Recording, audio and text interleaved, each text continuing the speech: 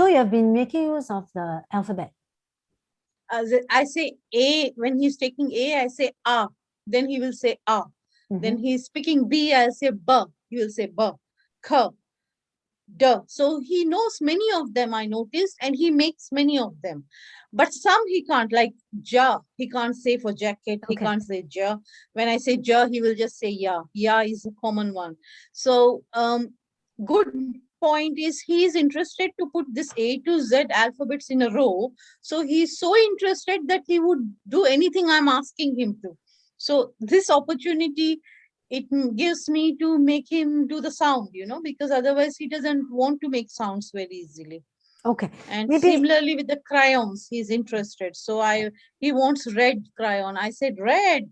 Then if he's in a good mood, he will try to say raw. And something like that. Right. So, if possible, give me a video of your alphabet teaching with him. Yeah, sure. I can make that also next time. I would love to hear how he's projecting and what is the obstacle that is stopping him from pronouncing J, Ja. Okay. Because as I showed you previously, the boy from JB, he was able to project Jerry without much hassle.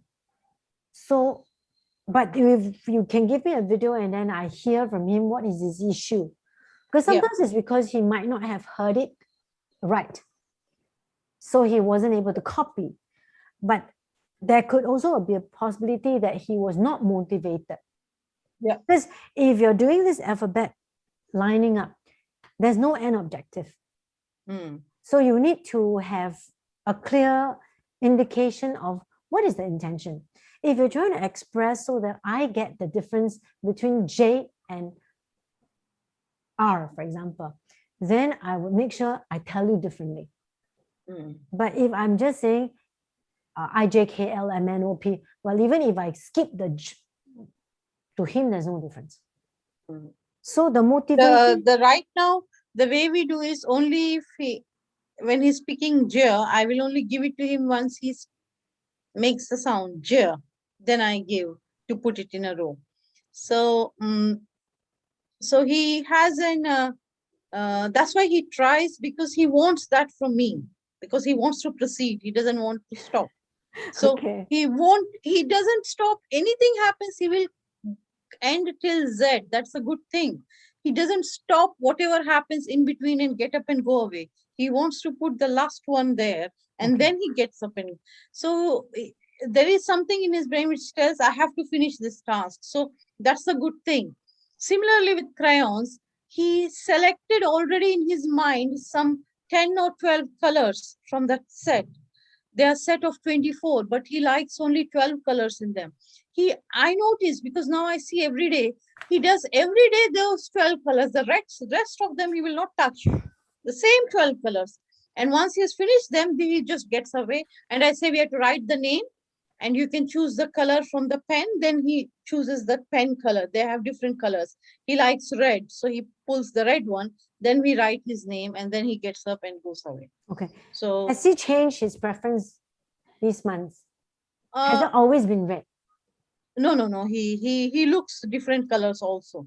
Okay. He tried black one day. We had green one day. So he looks into the pen just to see what colors it has. He will play a lot of time, and then he finally decides on one color. Okay. He keeps browsing. Right. I did see his improvement in his eagerness to get the work done, but maybe you can guide him further to up the level. Because I know, I want to do that. Every time you introduce an activity, for example, have a clear goal. Like today, I want to make sure he achieves these steps. So where the paint coloring is concerned, you already said that he chooses only 10, 12 colors out of the 24. Tomorrow, take away the other 12 and see his reaction. So every day when he did something, we plan ahead, we preempt what would trigger his curiosity, because we want to arouse his curiosity and see if he is alert enough to realize there's a difference. And then what would he do if he doesn't find the other 12 colors? Would he be asking for it? then he will feel the need to talk to you. Yeah. So do not try to confine him with an environment where he's in a comfort zone. Yeah. Otherwise, there's no intention, or there's no objective, no motivation to convey. No motivation to ask. Yes. Yeah. Because we need him to express his desire. Yeah. Yeah. And that's got it. the reason he's communicating. So like when you ask him what color you want, he was trying to say red, and then he picked red. He looked at you and he said red. So these are expressions that is self-initiated. We want more of those. Yeah. Okay. Yeah. So out of that 12 colors, some days you may even defer it, like sort out the warm colors from the cool colors. Yeah. And express to him, instead of always saying this is green color, this is blue color, you can use another word. Yeah. So that he doesn't get too familiar with the color. Because I think by now he knows all the color. We want to be more precise, like this is pink. This is magenta. This is purple. So go into the more specific name. Specific color. Yeah, right. Because if it's a 12 color, it can range from light yellow to dark yellow. So if you are able to pick up the 12 colors that he always chose, tomorrow you just stick to that 12 colors. The next day, you may want to halve it. You may want to slowly reduce to 3 primary colors. So this is one activity. Then the next activity I would like you to try out is water painting. Mixing colors. Because now he has an idea of what is red, what is blue. But what if red and blue are mixed together? Okay. I can try that. He may like it also, actually. Yeah. Yes. So that was very straightforward. You just food coloring, just buy 3 main colors: red, blue, yellow. Yeah. So with this, you can just try, give him an activity that shouldn't take more than 5 minutes. But make sure he's fully geared up. Get an apron. Get an apron. I have it. I will try it again. He doesn't like apron, but we can keep trying it. It's not the kind that you cooked with, but the ones that you can get from IKEA. That's what we tried, because the school wanted it, because they do lots of painting. So they had tough time convincing him. I had tough time. They asked me to teach him in the house. I had tough time. Okay. So every day his white t-shirt would come with colors to me. So I had tough cleaning them. I keep buying new t-shirts also for him. But anyway, it's a good point. He's grown up. So maybe he will learn. What apron are you using? Plastic or it's a plastic one. No, it's a plastic. Plastic is very tough. I don't like the texture. A lot of children don't like the texture. Okay, shall I go for cloth one then? Look for a cloth one. Bring him shopping. No. You don't try out with him. Bring him shopping. Let him choose. All right, I will see where I can get it. What is his favorite character? Like for me, I will choose one with Snoopy. Okay. Even if I don't wear apron, I will wear it because I like Snoopy. You work on his interest. Okay, I will pick up a apron which has his character or favorite character. Don't insist on the plastic for now, because you want him to have the habit of wearing an apron to protect himself. Simply that. So when you want to start this watercolor mixing, give small bottles. So you mix the color ready. Get it ready. The bottle can be one of this jam bottle. Don't buy new stuff. Go for familiar objects that he sees in the kitchen. So you can be a jam bottle, just 3 of them. To start with, just 3 colors: red, blue, yellow. And let him experiment.